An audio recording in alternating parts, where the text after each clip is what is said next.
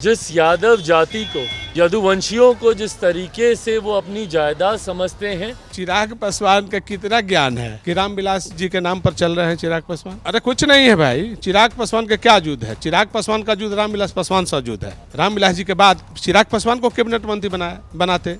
पासवान लड़ाकू पासवान किसको मान रहा है? रामविलास पासवान को। और बीजेपी भी पूछी है तो रामविलास का युद्ध से पूछी है। और रामविलास आज क्या हाल है चिराग पासवान का, कोई पूछ रहा है? बिहार के यादवों को लालू परिवार ने बंधुआ मजदूर समझ लिया।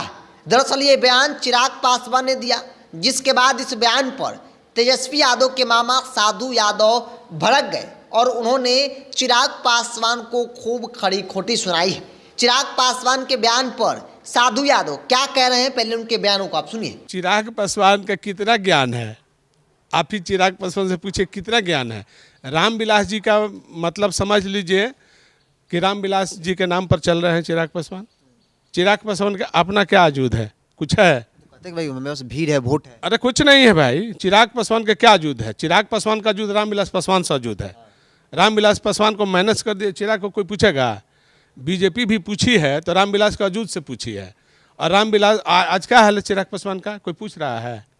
तनी बता दीजिए। मोदी जी नाम ले रहे हैं मन। अरे भाई नामे ले है, एक अलावा कुछ नहीं है।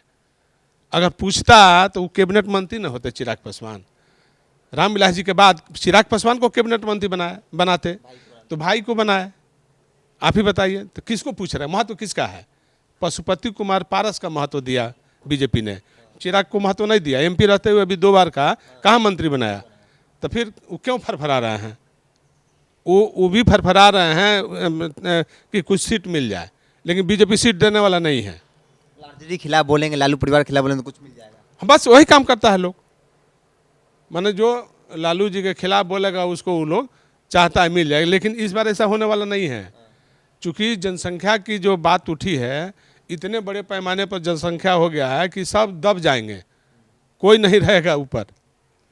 5% है उनका पासवानों के बाद। अरे भाई लड़ाकू जात है पासवान, बात समझ लीजिए। लेकिन पासवान को लड़ाकू पासवान माने तब तो। पासवान लड़ाकू पासवान किसको मान रहा है?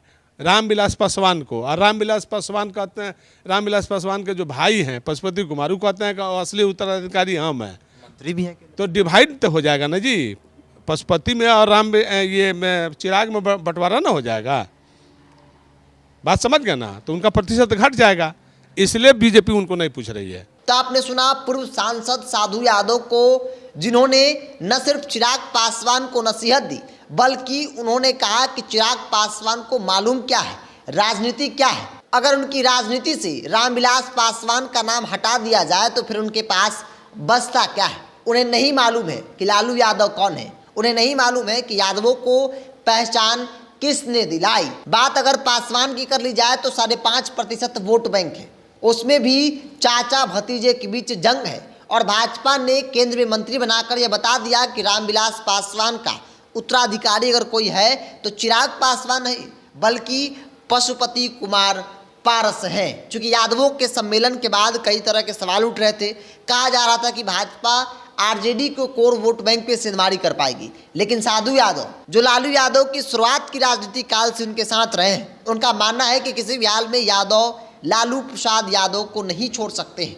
हालांकि इस बीच चिराग पासवान ने भी बड़ा हमला बोला और बिना लालू परिवार के नाम लिए हुए, और उन्होंने कहा कि यदुवंशियों को खास परिवार खास पार्टी ने बंधुआ मजदूर समझ लिया है। जिसके बाद पूर्व सांसद तेजस्वी यादव के मामा साधु यादव भड़क गए और उन्होंने चिराग पासवान को खूब खड़ी खोटी सुनाई है।